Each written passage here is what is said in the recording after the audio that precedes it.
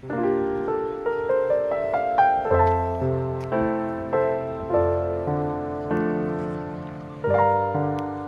arriva in Sicilia vede la luce, una luce che scolpisce, che disorienta, che seduce.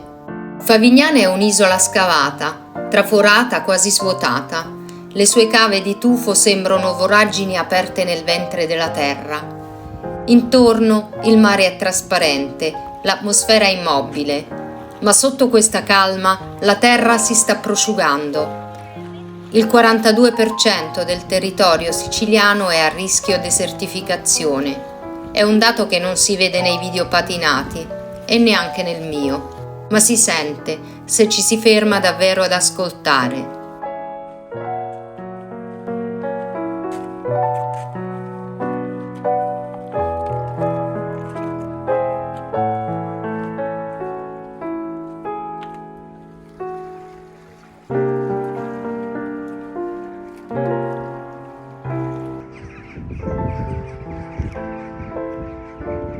La Sicilia era il cuore pulsante del Mediterraneo, un crocevia di civiltà, commercio e conoscenza.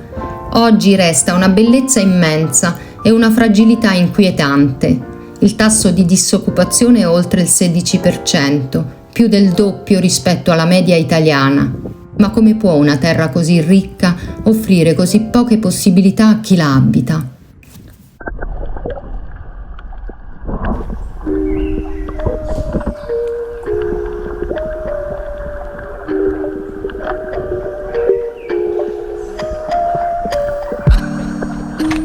Negli ultimi 20 anni più di 270.000 persone hanno lasciato la Sicilia. Ogni anno decine di migliaia di giovani se ne vanno. È una delle regioni italiane con il tasso più alto di emigrazione giovanile.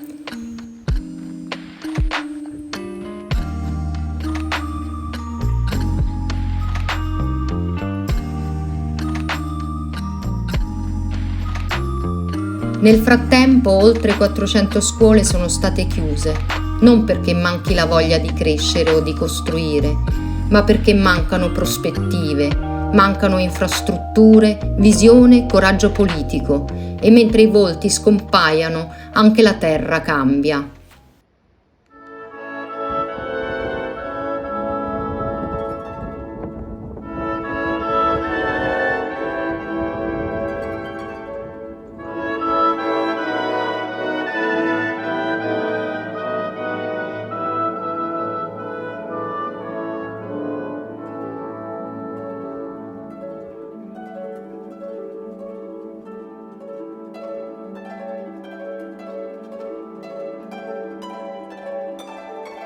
In Sicilia la temperatura media è salita di oltre 2 gradi in 30 anni.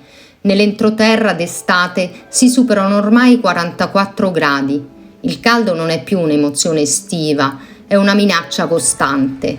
Le coltivazioni bruciano, gli incendi si moltiplicano, la terra si spezza.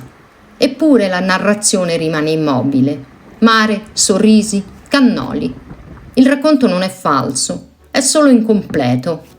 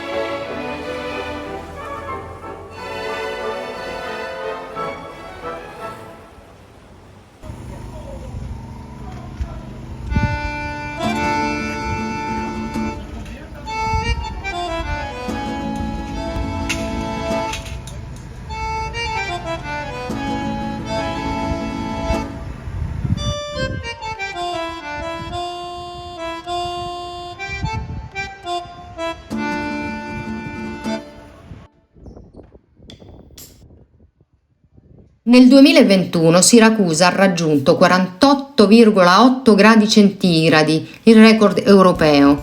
La risposta più immediata? Accendere il climatizzatore. Ma i climatizzatori non sono una soluzione. Consumano energia, surriscaldano l'ambiente circostante, aumentano le emissioni. Se alimentati da fonti fossili, alimentano esattamente la crisi che vorrebbero combattere. Così, nel tentativo di proteggersi dal caldo, si contribuisce ad alimentarlo, un paradosso che diventa una tragedia.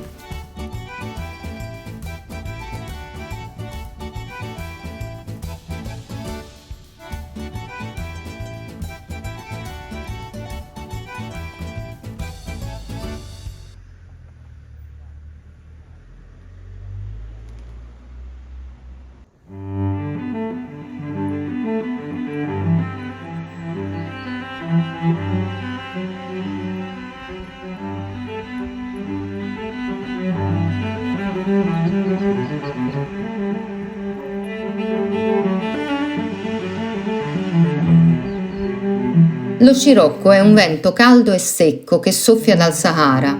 Una volta era raro, oggi è più frequente, più caldo, più carico di sabbia. Riduce la qualità dell'aria, disturba la salute, ma soprattutto accelera l'evaporazione dell'acqua dal suolo, prosciuga i campi, rende sterili le terre. Ogni folata sposta un po' più in là il confine tra fertile e deserto. Non è il futuro, è il presente.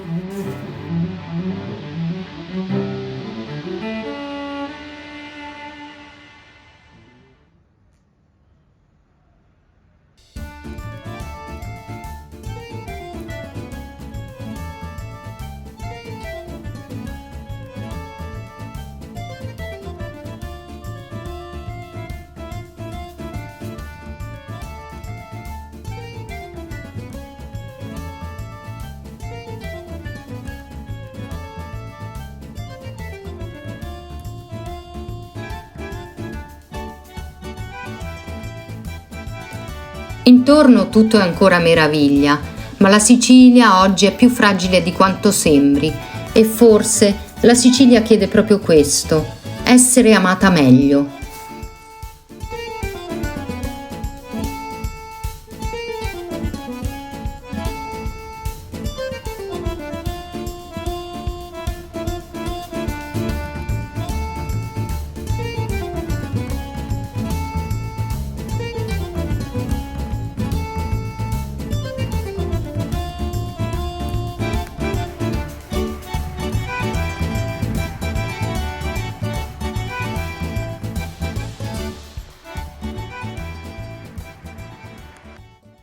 Le soluzioni esistono, si può riforestare, ci sono progetti, ma sono spesso isolati, portati avanti da piccoli enti, associazioni, privati cittadini.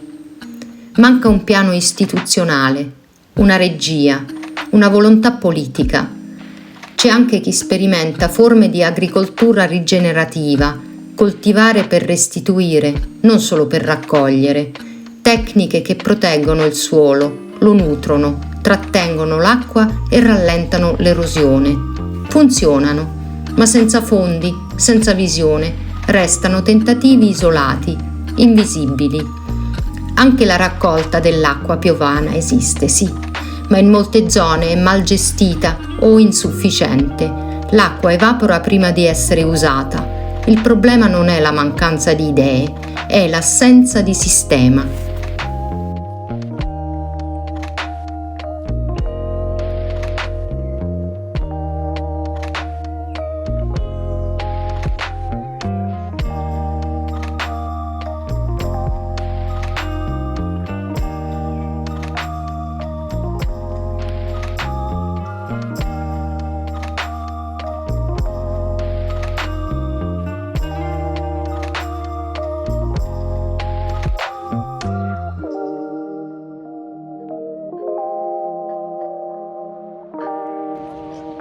La vera ricchezza di questa terra non è solo nel suo passato, è nella visione che saprà avere del proprio futuro, una visione che parte dal rispetto, dalla cura, dalla volontà di fermarsi un momento e guardare davvero.